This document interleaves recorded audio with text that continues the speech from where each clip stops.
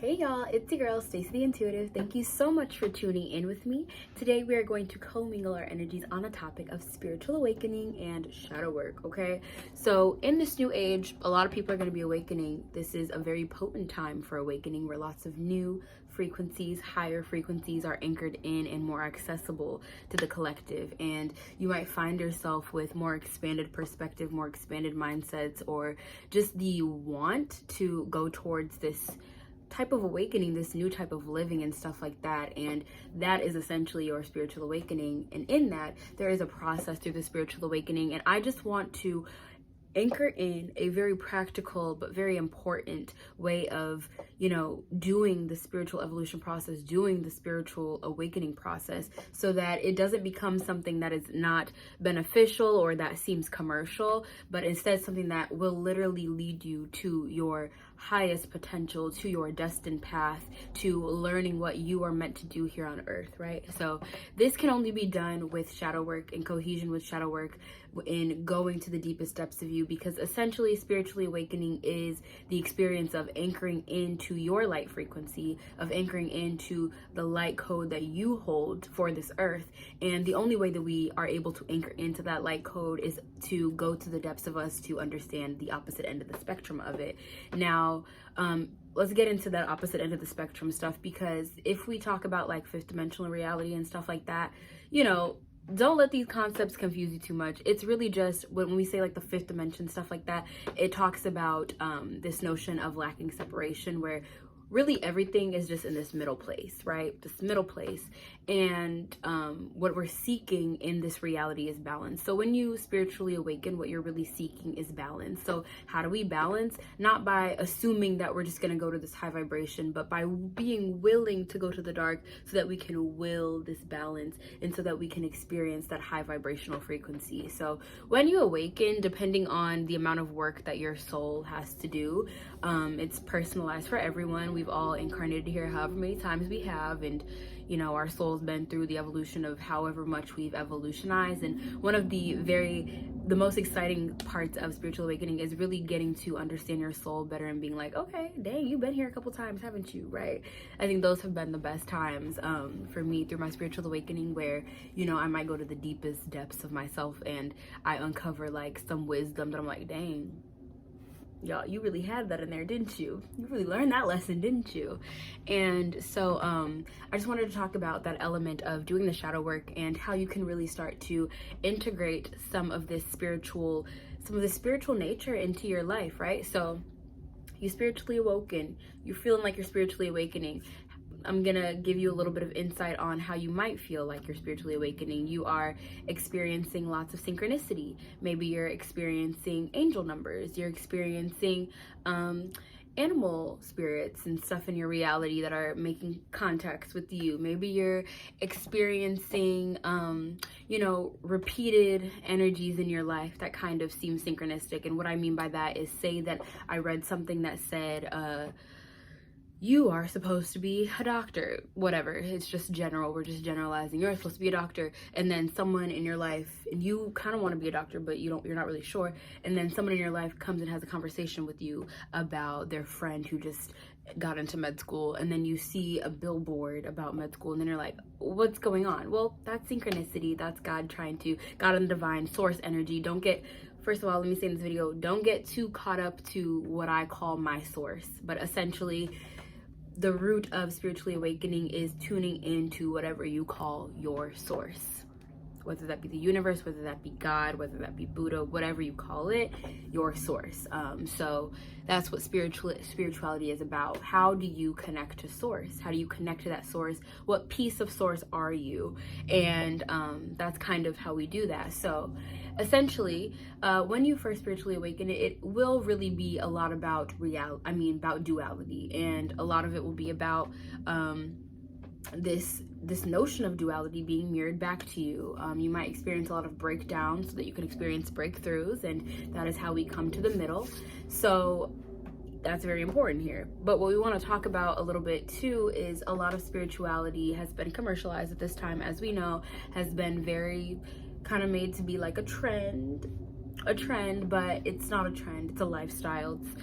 It's a process. It's a healing journey. It's all of these things, and we don't want to teeter on the end of this being something superficial when it is the thing that'll get you to the deepest depths of you, right? So when we're seeing a lot of these concepts about people being like, raise your vibration. Well, how do you raise your vibration? By being willing to go to the depths of you. If you feel any part of you is not able to go there, we need not be asking for, it's okay to be like, hey, God and divine, how can I like get to my highest vibration?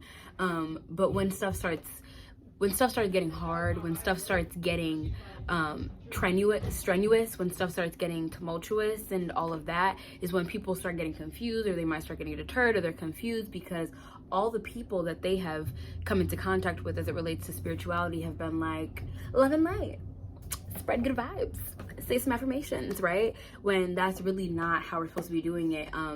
One thing I want to say about affirmations too is affirmations are very powerful. They plant seeds, they plant concepts into your mind that maybe you need to be expanded to, but these affirmations actually don't work unless you are doing the work to unroot some of the beliefs that stop you from being able to live out the vibration of the affirmation. So if I say I am worthy of love every single day, but I have belief systems that don't indicate that I'm worthy of love, because it's more than just a phrase, it's more than just worthiness, then I will not be able to fully have that experience of feeling worthy of love. Where if I am trying to anchor in this vibration of being worthy of love, and I'm saying the vibration, and I'm kind of superficially being like, I'm worthy of love, yet I have this belief system that underlying belief system that my efforts go unnoticed, then how will I feel worthy of love if I feel like my efforts will go unnoticed in love? Obviously, those beliefs are in complete contradiction with one another, in which case you would have to be willing to go to that depth in order to experience that reality where your efforts in love are actually feeling and producing results that exemplify your worthiness, right? So once again, shadow work, spirituality is really about the shadow work. It's really about you having the unconditional love of self and being willing to go to the deepest depths of you in order to experience the lightest parts of you, because you believe that even after experiencing the depths, that you are still worthy of love, still worthy of all of the abundance, and of being a part of being cherished by spirit, of being cherished by source, even after you've experienced yourself. Shadow work is really about going to the deep depths of your soul and being like, okay, so does God love me unconditionally? Well, let's find out, because in this process of God showing me, of being willing to show me that he loves me unconditionally, I will uncover all the reasons that even through my wounding, even through my trauma, that God has still seen me lovable, and why he has created this path for me to be able to experience the higher end of the spectrum, right? So that's super important to keep in mind, because like I said, a lot of this new age spirituality has really been commercialized, and it talks about the love and light, and we get a lot of people who are like, spirituality is not all love and light. We get those people, but they're also not really trying to share with you what it is then, right? And they're also not trying to tame their own shadows that are criticizing other people's path towards experiencing spirituality. So even the people who are doing all the love and light, they have a purpose here in giving a spark to someone who might be wanting to spiritually awaken. But the best thing that we can do is offer the real path, the path that is all encompassing, not just the path that is encompassing of one end, because God is all encompassing, source is all encompassing. And so when you go onto the spiritual journey, you are making a vow to understand, to uplift, and to shine light on yourself in an all-encompassing manner, not only for the light parts, not only for the benefits that you hope to gain, but for the things that you've lost, for the things that you've taken from people, and all of that, right? So that you can reclaim that sense of self in an all-encompassing manner, not in a one-sided manner, because that creates an unnecessary imbalance, which would create a necessary need to be rebalanced, right? Which ultimately just creates more turbulence in our lives. So if I am only focusing on all of the light, then that darkness is going to shine itself in my face, and it could potentially even pull me away from the light, because I am then becoming a victim to the darkness instead of reclaiming that darkness and shining light on it, right? So that is what spirituality is truly about. So if you find yourself in this place where you are feeling like you're connecting more with, you know, this universe in a substantial way, I just saw a feather fall down, where you're connecting with the universe in a more substantial way, where you're feeling like you're experiencing this different type of reality, where, you know, you're experiencing angel numbers and stuff like that, then really start calling upon God and the divine to unroot anything that would take you away from being able to really connect to them. One of the biggest things in my practice has been not asking for things, but always asking God to remove any blocks to the things that I have wanted. And that is exactly how I have continued down this path and felt liberated time and time again, experienced the utmost light on an internal level than I ever have. And I think that's been the most beautiful experiences, because I haven't been looking for external things to reflect back to me this larger vision of spirituality, but I've been doing it all within for quite some time. And now that's why I'm equipped to share some of this light here with you guys, because I really took the time to, and I'm still doing shadow work every single day. Like, this is my life, right? It's not a one-time occurrence. It's a life process that you take on to understanding yourself, because that is the spiritual path. The spiritual path is understanding, is really about understanding how you connect to source. What part of source are you? What part of source do you equate to the larger whole, right? What part of you is that which makes source even more special, right? Because you are a part of it, and that's what's really important to hone into. So yes, guys, the truth about your spiritual awakening is that no, it's not all light and rainbows, and it's not a terrible experience either, because for every depth that you go to, there is an opposite end of the spectrum waiting for you, so that you can come to that middle place and be like, this is great. This is great. I feel so balanced. You know, I am ready to navigate through all notions of duality throughout my path, because I see the balance in everything. I see why this has to happen for this to happen, and how each experience can be weighed no less than the other, right? Because I think that a lot of people on this path a lot of people with this skewed kind of notion of the path do weigh the light side more than the dark side. But I can tell you that I have like so much love for my shadow. Like, my shadow is my ride or die, y'all. My shadow is my higher self's ride or die, and we don't weigh them any more significant than the other, because we see how my shadow has been through all these experiences with me, and my shadow is the only reason that I have been able to come into contact with my higher self, right? You know, because I would have, if I stayed oblivious to my shadow, then my higher self would have continuously been silenced, would have continuously been, you know, marginalized. So let's just really hone in this frequency of having love for all the parts of ourselves on this spiritual journey, because the spiritual journey really is about tuning into that unconditional love of your source.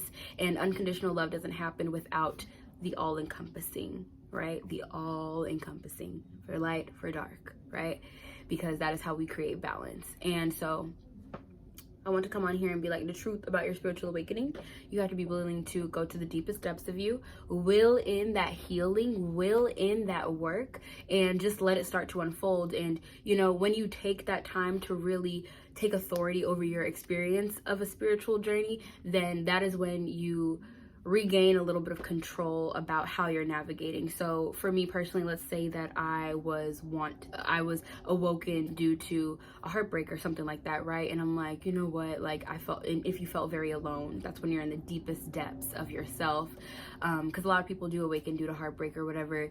And so say that you're in that deep depth of yourself at that time, and the only thing you can cling on to is God, because usually that is how we awaken. A lot of people awaken in this way, where they go to a very deep depth of themselves, where they have lost all parts of themselves, and the only thing that they can resonate with is that source, because they've lost so many parts of themselves. And